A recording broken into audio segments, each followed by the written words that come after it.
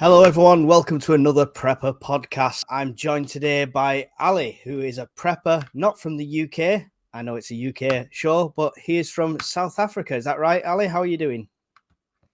Yes, I'm from South Africa, doing well. Our winter's a little bit warmer than yours, I think. Yeah, definitely. It's been warm today, mine, so you can see. I've caught a Yes. bit of the sun.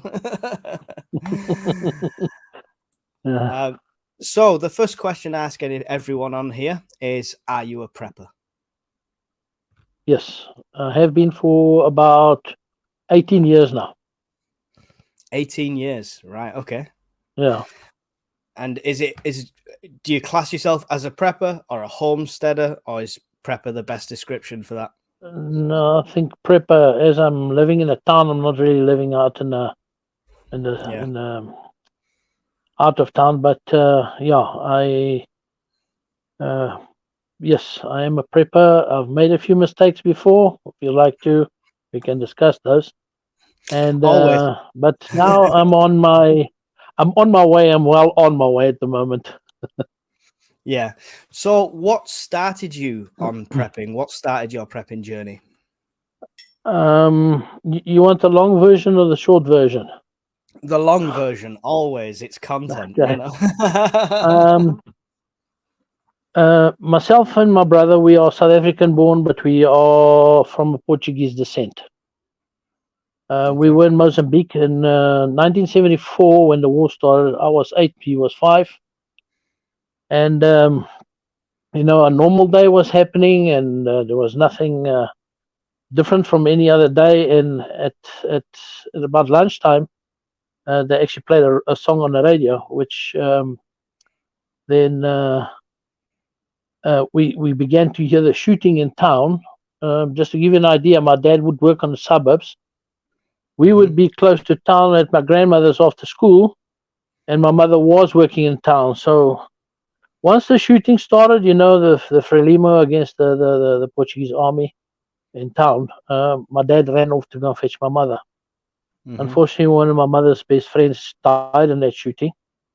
Oh, wow. But he managed to get her, come and pick us up, and we came straight back to South Africa. Just the shirts on our backs, and that was it. From there, then we obviously had our 1994 elections, which everybody was worried. So I would say probably that was my first attempt to prepping. Right. Okay. But then my prepping actually started a bit later than that. Like as in seriously. As all of us, I'm sure we all make mistakes, and we've gone through a bit of money. Unfortunately, the mistakes that cost you some. But Yeah. for the last, I would say, 10 years, 8 years, we've been doing well. I've been doing well with my preps. I would say I've just over a year worth of Yeah. preps, and also as bug out kits and so on, whatever you need. Excellent.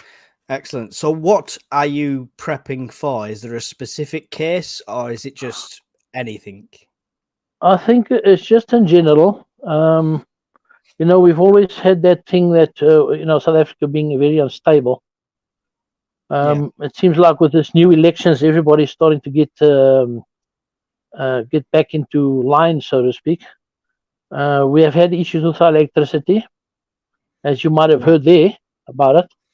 Yeah. Fortunately, those seems to be sorted out now. We've also had issues with our water because there is basically no place in South Africa where you can actually drink clean water out of a tap. So we buy Right. our water. So say about 2 weeks ago, 3 weeks ago, we were actually without water for about 10 days. Right. Fortunately, we work together here, although we're not all preppers. I stay in a small complex, but we help one another. I just got around the corner to the church and water from them because they got a borehole or groundwater. I don't know which way you call it. Yeah. And they would supply us with water, and I would bring water for the people around here too. But we made it through. No major issues. Yeah. So prepping's Oh. not just a just in case. It's almost everyday life with stuff like that, isn't it? Yeah. Especially in South Africa, you never know what happens next. Yeah. At one stage we were also without electricity for over 2 weeks. Right. One of our units got hit here by lightning, and it's actually the town people who actually ordered the part and brought it in from Germany just to fix it. So 2 weeks, just over 2 weeks, we had our Yeah. electricity back. But it was nothing like, how can I say? I was watching that show of yours that says Blackout. Yeah. I don't know if you've watched that show. It's quite an old show. Yeah. It was nothing like that, really. Everybody sort of in my town. I can't speak for other places, but in my town, we worked together and we fixed the problem. Do you think it's because they're used to it more? That I people. think it's because we're already used to it. Yeah. Yeah. So, do you think if it came to something like a grid down situation, that because of the way it is there, and you get the intermittent with stuff like that, are people already better prepared in general? I would say in South Africa, yes, due to the problems we've had so far. Like saying, for example, we've had these electrical issues since 2007. Right. So now you're going to find that, say, every second house has already got a generator. Right. People know that if the lights go off, they got something extra. I would say, in general, everybody keeps about a month worth of groceries in their homes. But even our petrol stations also keep on generators, so we can still get petrol and all that from them. I think our situation is more like, if we're going to have a big problem, it's either going to be weather related, because we've had a couple of years ago a tornado come through our town here and it actually ripped off some roofs and so on. Wow. But also, when we have riots, those we have a lot of, so we're used to those too. We just know when those happen, we hunker down. That's it. Right. Is that the general plan for civil unrest? It's a case of lock up, sit tight kind of thing. That's it. I don't know if you heard on the news probably about 2 years ago with the situation we had in KwaZulu-Natal, which is on our east coast, where they actually started looting and burning down supermarkets and petrol stations and shops and so on. For my dad and them, they just hunkered down. When it was over, unfortunately, as everything was burnt down, they had to actually go and get their groceries from Durban, which was about 300 kilometers away from them. Wow. Yeah. That's a hell of a journey for groceries. Exactly. Yeah. Exactly. That's what happens. The ice cream wouldn't survive in the boot that long. No. Yeah. God. But they're not preppers, you see. That's the problem. There you go. Have you spoke to them about being preppers? Have you spoke to them about prepping? Because people always have a problem speaking to family with it. Yeah, you see, I become the crazy guy, if you know what I mean. I'm the crazy son or the crazy uncle. That's all right. But, proud badge. Yeah. But then if something happens, I'm here. And although I'm a little bit far from my dad, I'm still closer to my brother. So I'm preparing for them as well. Right. So you do have that kind of contingency in mind as well. Yes. Yeah. So when it comes to bugging in or bugging out, is it always going to be hunker down, bug in is your main plan? Okay. My A plan is bugging in. B plan is bugging out. Now, I know everybody says 3 days worth of food and so on if you bug out. Now, it's actually a funny situation here when we do have riots, in case we have to move. We actually had once that the riots actually took, but they sent small groups of people, I'll say platoons, if you understand what I'm saying. I don't know if you're ex-military, I'm ex-military. Yeah. And these little platoons were hovering the town and, keeping everybody indoors. But they only did this once. But with the riots, if it happens that we have to bug out, the riot normally, you see, we have to time these things properly. They normally last either a week or 2 weeks. So for a bug out situation, if I have to bug out, then I'll have to be prepared with food for at least 2 weeks.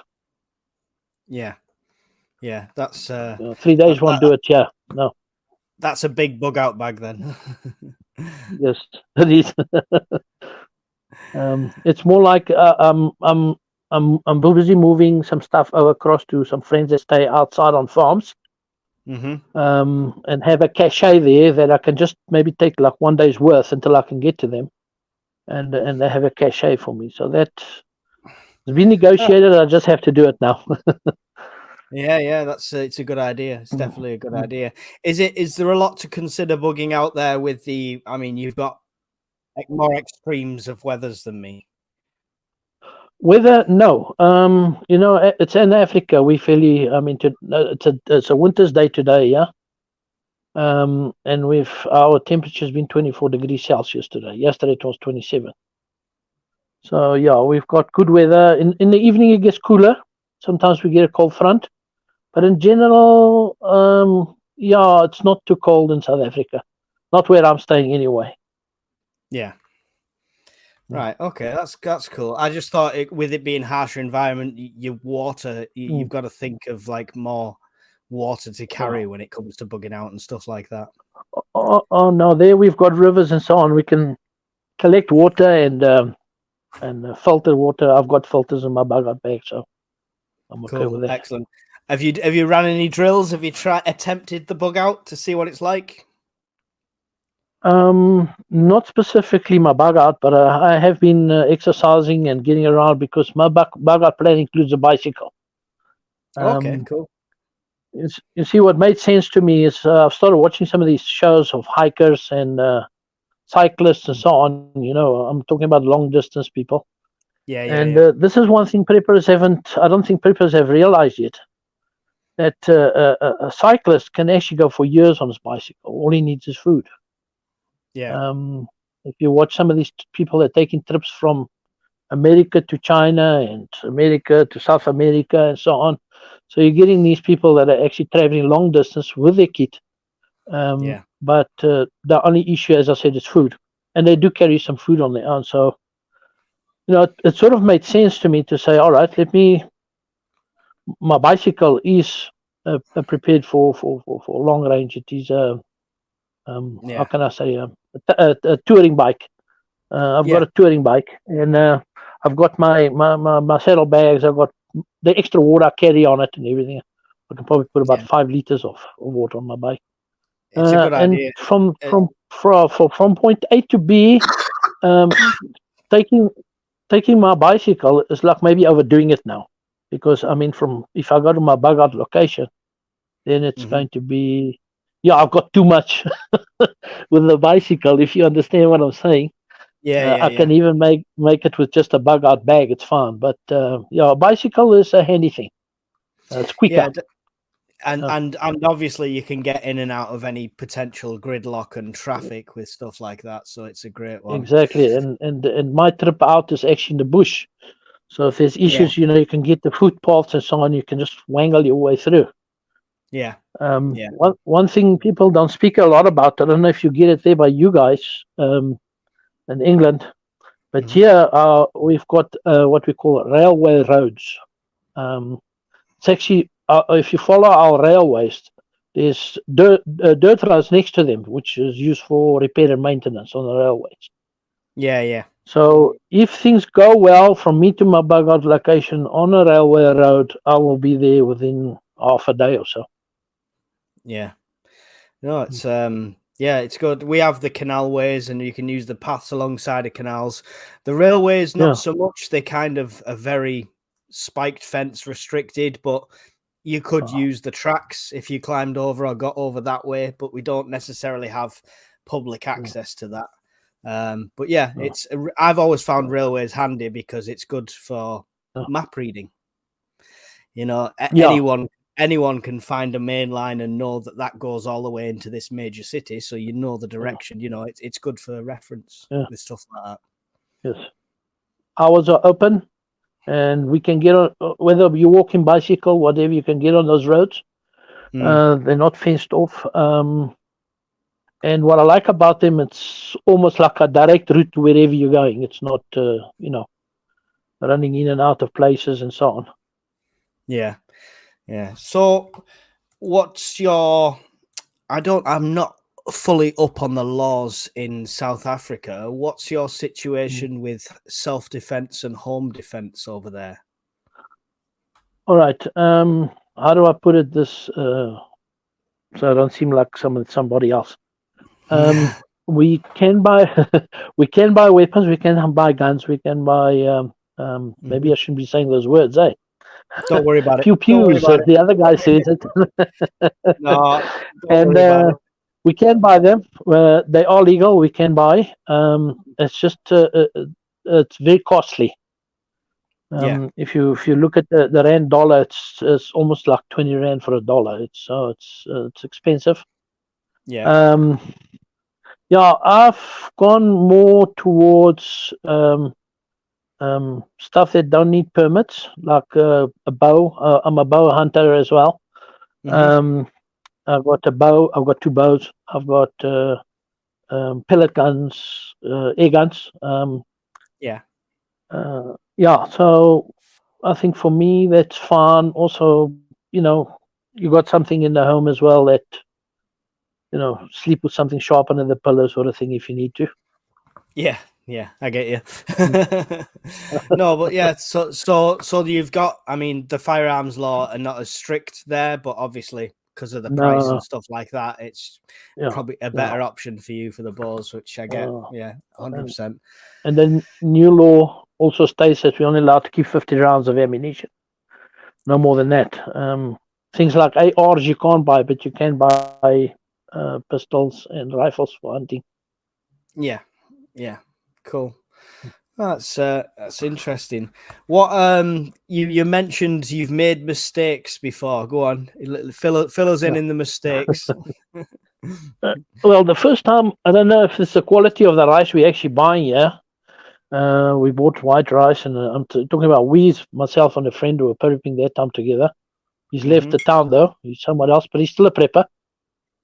And like our rice went off, we packed it, as per what the people say. So I don't know. I think our rice we're getting here is a little bit dirty. Right. So it doesn't hold. So beans I'm not a fond of, and we bought a lot of stuff that we actually wouldn't eat. At the end of the day, we landed up throwing a lot of stuff that was either off or we didn't eat. And from there, I think we learned our lesson. We went on from there, and then we started buying. If I eat this, I'll buy it. Like, I'm not the beans guy, so I don't buy beans. I've got like maybe 1 bottle of beans, and that's it. I'd rather buy something like a dry soup mix. We get small packets of dry soup mix here. So what I've learned is to start vacuum packing everything, and it seems to go a long way now.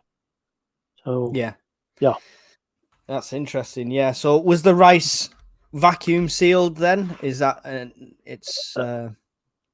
No, we were putting them in Coke bottles, 2-liter Coke bottles. Okay. Cleaned out bottles, but the rice didn't last more than. I mean, so we even found some of it going off by 6 months' time. Interesting. Yeah. So what I'm doing now is I'm actually putting it in vacuum bags. I'm vacuum sealing the rice. I've done not too much, so in a year or so, I'm going to open it up and see what happens. Yeah, it's but the rest I'm not having problem with. I mean, everything else is 100%. I don't have an issue with it now. Yeah. No. Do you do much in the way of MREs or military rations or anything like that? I'm busy putting about 20 together now. I'll tell you why 20. 20 because I've started making my own rations. Okay. So I've bought like those 3-in-1 coffees. They normally come in a 20 box. Then you small packets of honey and peanut butter and so on. That's it. And and so it normally either comes out in 10s or 20s. So I've been buying everything in 20s. So I've just got one more meal to put in there because I'm making 3-meal packs. That is actually a plan. If I need to bug out, is to actually I've got a food bag that I can take with, and I will put those 20 MREs and stuff. I'm almost done with those, so that project's almost finished. Okay. To buy MREs in South Africa is extremely expensive because we have to import everything. Those sort of things anyway. Yeah. Do you not have national ones? I mean, I know I watch Ration Nerd, and I'm pretty sure he had a South African police ration pack. Yes, they're a little bit big. Yeah, it was. It boxes. was a big box. Yeah. Yeah, because they actually put tins and everything inside. My Yeah. problem with that is if I take the bag, my food bag, where I can put my 20 MREs inside, with those MREs, I'll probably only put 5 or 6 of them. So I think I'd rather make my own for now. Yeah. Well, it's more cost effective as well, isn't it? So makes sense. Yeah. So other than obviously you started because you've seen firsthand what can happen and with conflicts and stuff. What do you see as a prepper as your biggest threat to you personally, where you are, and your country in general? There's a little bit of political tension at the moment between let's call them the communist parties and what's going on now, because we actually got a government that is that's united now. So you got most of the parties that have united, and so far it's the electricity's on now. We don't have load shedding anymore. They're trying to fix the water problems. There's a government that's trying to get things on the go in South Africa again, but we still got those. How can I call them? They are still against this unification, because we're still racist and so on. Not really. That's what we get called, isn't it? And because I work with a lot of black people, I've actually got a soup kitchen, and we do outreaches for the church. Oh, cool. And and my ministry, let's call it that, if you want to, is with the African people. It's not with white people. So it's not a racist thing, but let's call them the communists. The comrades. They like to insist that we're all racists. Right. But with their how can I say, strikes and looting and everything going on, we have to keep an eye on those things. We have to watch what they're doing, what they're up to. So it's not safe. So civil unrest would be the kind of thing you're thinking. Yes. Yeah. But our civil unrest is, as a white South African, I can't show my face there, because I won't come back, if you know what I mean. Right. Okay. Because it is very racial from their side. You know what I'm saying? It's very, especially when you got like maybe 10,000 of them coming down the road. It's best to stay out the way and just hunker down. Yeah, definitely. That sounds scary. Sounds like a scary situation to be in. Do you think any of the world conflicts with Russia and things like that going on, do you think any of that could affect you? Well, I think at the moment is the dollar collapsing, and I think that'll affect the whole world. We are now also the S of the BRICS, you see. So we're not really falling so much under the dollar as we used to before, especially the petrodollar. So I just want to see what's going to happen with this BRICS. I personally think it might be a good thing, because they are trying to control everybody with the dollar, and that is a little bit, I think, unfair from their side. Well, it's only we just have to see what will happen there. It could be a good thing. It could be a bad thing. We'll have to see that what's going to happen a bit later. We can't tell now. Yeah. Like everything, prepare for the worst, but hope for the best, right? Exactly. We're not under threat of nuclear or anything like that. No. But if something like that happens, I think we were ready for almost any situation. I mean, as preppers, we're not prepping for one thing specifically. We're just prepping in general for society to collapse in one way or another. What's the prepping community like there? I mean, is it quite open? Is there a lot? Is there not many? There is one group that's over 1 million now. I will not mention their name. Okay. I don't think they would like me to mention their name either. That's fine. But it's more politically orientated than really anything else. Right. For us, we got a few people at prep. Also, as South Africans, we know that things aren't good. So, you'll find generally everybody with something in their homes that last at least 2-3 weeks, maybe a month. And people know that we need to keep that. We know that we need to keep petrol for our generators. We know the garages do the same, so we can get petrol from them. So they got generators running. Not very friendly to the other guy's agenda, if you understand what I'm saying.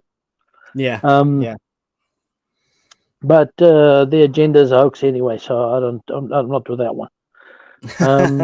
But because of the difficulties we had the last 30 years, because this is from 94 to now 2024. We have learned to live with the difficulties. And most South Africans, they won't call themselves preppers, but they, we also know that tomorrow the lights can go off for a week or two or longer, and we sort of got things, prepared for that. Even so neighbors here. They're probably a lot more prepared than some of the preppers we have here in the UK, because we're not used to that kind of blackout or water issues. So they're probably, we'd class them as preppers, but maybe they wouldn't self-classify as preppers. No, they're not saying they're preppers, but if something happens, we got a small place here where I'm staying. It's a bunch of small flats. There's 15 of us staying here, or 15 flats at least. And we've organized, look, I've got a generator and I can run my freezer off my generator. You bring your stuff, you put it in here. I'm going to charge a small fee just to fill up the petrol. And obviously I'll keep petrol on hand, as we discussed earlier, but we can mention that one again. And then they can freeze their stuff here.